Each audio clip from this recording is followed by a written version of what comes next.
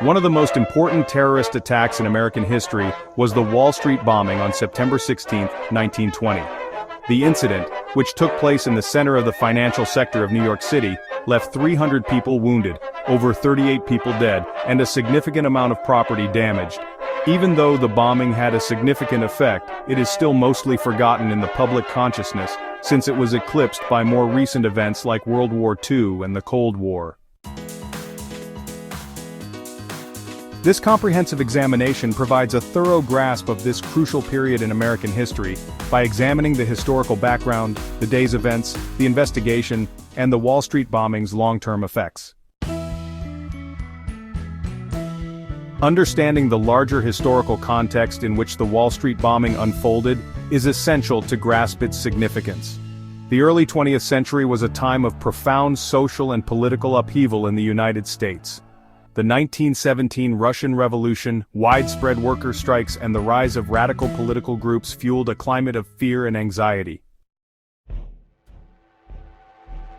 Anarchism in particular became a significant source of public unease, especially within immigrant communities.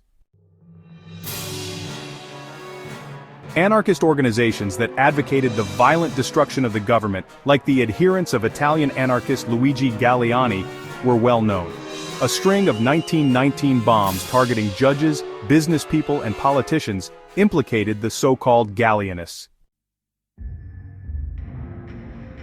These assaults were a component of a more significant effort to undermine the current social order and spark a revolution. The Palmer raids, which took place from 1919 to 1920, were a wave of widespread arrests and deportations aimed against alleged radicals. This was the U.S. government's response. These raids, which were headed by Attorney General A. Mitchell Palmer and his youthful aide J. Edgar Hoover, were a controversial and aggressive tactic that increased hostilities and widened the gap between the government and immigrant populations.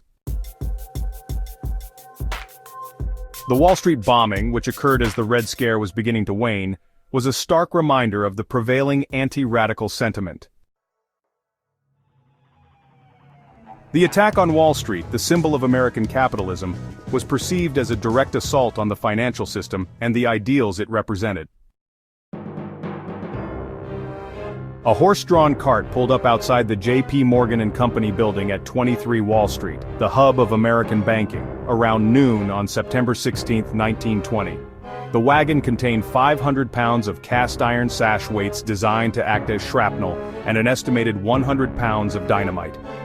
Around 12:01 p.m., a massive explosion tore through the region, shattering windows, causing debris to fly, and filling the roadway with smoke. 5 kilometers away, people could hear the explosion. 38 individuals, including clerks, couriers, and Wall Street employees, either died instantaneously or from their wounds. More than 300 people suffered injuries, many of them from shrapnel. Shrapnel pockmarked the facade of the J.P. Morgan building, which is still evident today, and other buildings in the vicinity suffered significant damage. While emergency services failed to react, the lunchtime crowd fled in fear. Hospitals overflowed with reports of additional assaults. In addition to destroying cars and leaving a hole in the road, the explosion reportedly damaged 2 million pieces of property.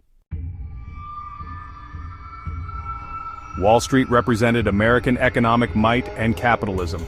The strike intensified its psychological impact, perceived as a direct assault on the financial system. Newspapers throughout the country denounced the attack as an act of anarchist madness. The culprits were never found, even after one of the most significant investigations. Essential components of the case consist of, we found flyers with the slogan, "Remember, we will not tolerate anymore," in a mailbox near the scene. "Release the political prisoners, or you shall all perish." The pamphlets mirrored the Gallian language and were signed by the American anarchist fighters. The horse is recognized as belonging to a Lower East Side vendor, and the remnants of the wagon were tracked to a Manhattan rental stable. The explosion likely killed the driver, who remained unidentified. These details were crucial in piecing together the events leading up to the bombing. The first emphasis of forensic investigation was on bomb manufacturing and shrapnel patterns. Expertise in the timing mechanism and dynamite usage was also demonstrated. Suspects include Mario Buda, a Galleonist member who reportedly participated in the 1919 bombings and quickly escaped to Italy. Paul Averick and other historians believe that he constructed the bomb in vengeance for the arrest of Sacco and Vanzetti, two anarchists who were controversially found guilty of murder in 1921. Authorities questioned former mental patient Edwin Fisher, but they discharged him due to insufficient evidence. The FBI's predecessor, the Bureau of Investigation, had suspicions about the organization but no tangible evidence. Although Palmer's reputation had already diminished after his false forecasts of a May Day 1920 rebellion, the bombing heightened the Red Scare. Important repercussions included the Emergency Quota Act of 1921 limited immigration, specifically targeting those from Southern and Eastern Europe thought to be radical. Financial organizations implemented stricter security measures, although extensive monitoring would not appear until later decades. The assault strengthened anti-immigrant and anti-radical attitudes, which affected prosecutions like Sacco and Vanzetti's, in which the anarchist convictions of the defendants overwhelmed the facts. Newspapers exaggerated the assault with titles like Wall Street Horror, The New York Times. The blast led to the portrayal of anarchists as sinister dangers in movies and books. But when the Great Depression and World War I took precedence, its memory waned.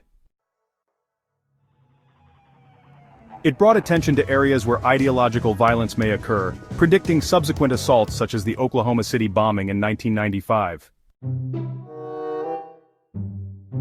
Since the mystery hasn't been solved, historians have come up with different ideas about who did it. For example, some historians question whether or not anarchists were involved and suggest other people were responsible, like right-wing groups trying to discredit leftists. The bombing lacks a formal memorial in contrast to subsequent catastrophes. The shrapnel marks on 23 Wall Street serve as a subliminal reminder. The Wall Street bombing perfectly captures the conflicts of the time, the conflict between civil rights and security, xenophobia, and political radicalism. Despite being forgotten by most, it is nonetheless a crucial case study in the history of terrorism, highlighting the difficulties in dealing with ideological violence in a multicultural democracy.